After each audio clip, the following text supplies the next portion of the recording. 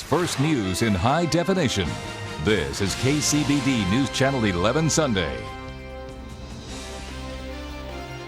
Good evening and thank you for joining us. I'm Christy Moreland. We saw a major change in weather this morning. Let's check in with Carrie in the First Alert Forecast Center to see what we can find out about our Labor Day temperatures. I'm sure that's what a lot of people are asking about. It was chilly this morning. I went out for a jog and it was, I had to wear a hoodie. Yeah, it was definitely cooler across West Texas. Also some rain for some of us, especially for the northwestern areas of the South Plains. So a drastic change as far as the weather was concerned. We only stayed in the 60s during the afternoon. 75 will be our official high at Lubbock International Airport, and that occurred during the overnight hours. Daytime high stayed in the 60s. So we'll go look at Super Doppler HD3 to start us off this evening, and we'll show you right now no precipitation, although it shows some ground clutter across the area. You can see at this point that's mostly false return, so we're not getting any rain anymore. As we look at instant data, our temperatures are looking very nice, 67. Just a trace of rain here at News Channel 11, but the airport had nearly half an inch. We're going to show you a rain graphic in just a few moments. As we look at our airport temperature, we've dropped off a little further there. We're at 61. Winds are out of the north. They're averaging 7 miles per hour. Our dew point checks in at 52. Area temperatures, few 60s for most areas, 70s off the Caprock, Snyder, and Jayton, for example, still in the 70s right now. We're going to have a nice start tomorrow, 50 degrees in the morning. That is as cool as it has been since mid-May. It's been 4 months almost since we've had cool weather like this, 79 for your daytime high. So beautiful weather. This video shot earlier today. The cloud cover around, certainly a change. Everyone asking when was it going to cool off today. We finally did it. And it looks like our weather pattern will be very nice over the next few days, although not as cool as what we saw today. So we do have a warm up, but a beautiful Labor Day coming up. We'll have more in just a few minutes, Christy.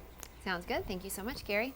After several days of drenching rains and damaging winds, Tropical Storm Lee made landfall today. One of the hardest hit areas, New Orleans. Almost 14 inches of rain had fallen by mid-afternoon and more is now expected.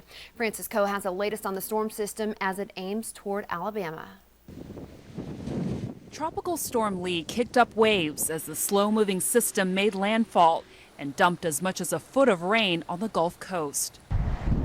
From Alabama and Mississippi. We got about 4 to 6 inches in the house last time, so we got this in case we need to put it at the back doors and stuff, you know.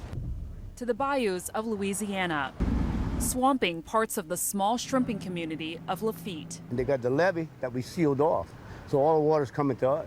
As the storm passed overhead in New Orleans, the city's pumps and levee system held firm. From a movement of rainwater, it's been right up there with the hurricane, so and that's been the challenge. A big sigh of relief for the Big Easy.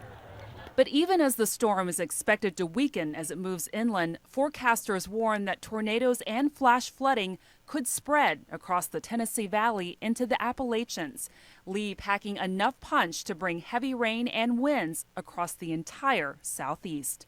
Francis Coe, NBC News.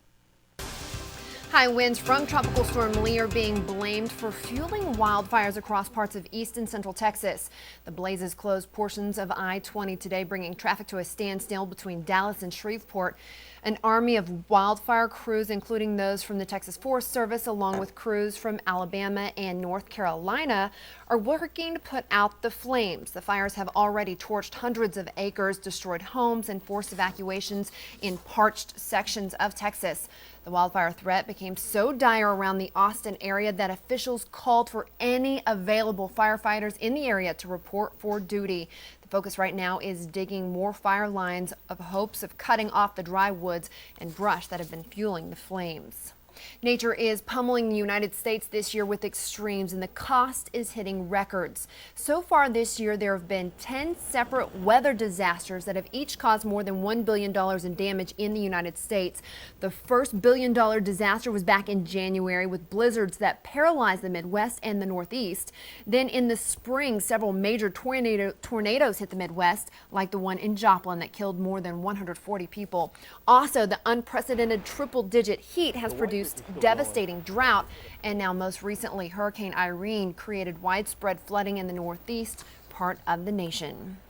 Here at home, Labor Day means many people will head out to the water. Buffalo Springs Lake expects a busy Labor Day turnout, and they want to remember remind you to boat smart. But one Lubbock resident says he won't be at Buffalo Springs Lake this holiday because he thinks it's just too dangerous. KCBD News Channel 11's Alex Butler was at the lake today and has more on that. Alex? Christy, Mark McCall has been going to Buffalo Springs Lake since he was a kid, and he says he never worried about his safety. But now that Buffalo Springs Lake has become a hot spot for an increasing population of boaters, he says there are more people and not enough security. I mean, we just want a safe place to go with my kids. For Mark McCall, that place used to be Buffalo Springs Lake. Nowadays, no, we don't feel safe here because we have a near miss every trip out. It's just too dangerous. Last Wednesday, his family had 2 close calls. Almost a head-on collision with another watercraft and one with a jet ski. The biggest thing that we enforce out here, number one, is the 50-foot rule. You must be 50 feet away from any other boater. The shorelines, especially when you're coming through the channel over here under the bridge, maintain a slower speed. Everything on the lake when you come out here is counterclockwise. What we see is a lot of people not adhering to that, coming down this side of the lake, the wrong side, and that's where you get the head-on collisions. And just last Saturday, KCBD reported on a head-on collision at the lake. The 2 boats hit in the middle of the water. McCall says there's not enough officers to enforce the rules. In 14 trips this summer, we've seen the lake ranger once. We're always trying to stay conscious of everyone and everything that's taking place out here on the lake. And unfortunately, we can't be everywhere at one time. Buffalo Springs police usually have 3 officers on duty for events and holidays, but sometimes it's just the chief. So you just don't have the manpower to have people on the water all the time? No, ma'am, we do not. On weekends, the Texas Department of Game and Fish help out on the water. Their game wardens come out, they patrol the water, and they do an excellent job. But McCall says that's not enough, and most boaters don't know the rules. The core underlying problem is just they're not educated. And if the lake would put a little effort into that, I think it would be a much safer place to go. And Buffalo Springs PD says despite their small staff, they're doing everything to keep lake visitors safe. If we can't correct the problem, we will remove that individual from the water, because the last thing we want is anybody to come out here, get hurt, or being unable to have a good time when they come out here. Now, Buffalo Springs PD admits they need more officers and are in the process of hiring more. We did find out the lake has small forms like this at the front desk with the boat safety rules listed, but the desk clerk told us the lake doesn't give them out unless someone asks for one. Christy? Okay, thank you so much, Alex. An afternoon at White River Lake in Crosby County sends a woman to the hospital after she's bitten by a rattlesnake. The 37-year-old woman was bitten on the hand by a snake that was said to be about a foot long. She was rushed to the Crosby-Lubbock County line in a private vehicle and was met by emergency personnel. AeroCare transported her to Covenant Medical Center. Her name, condition, and the extent of the bite are unknown.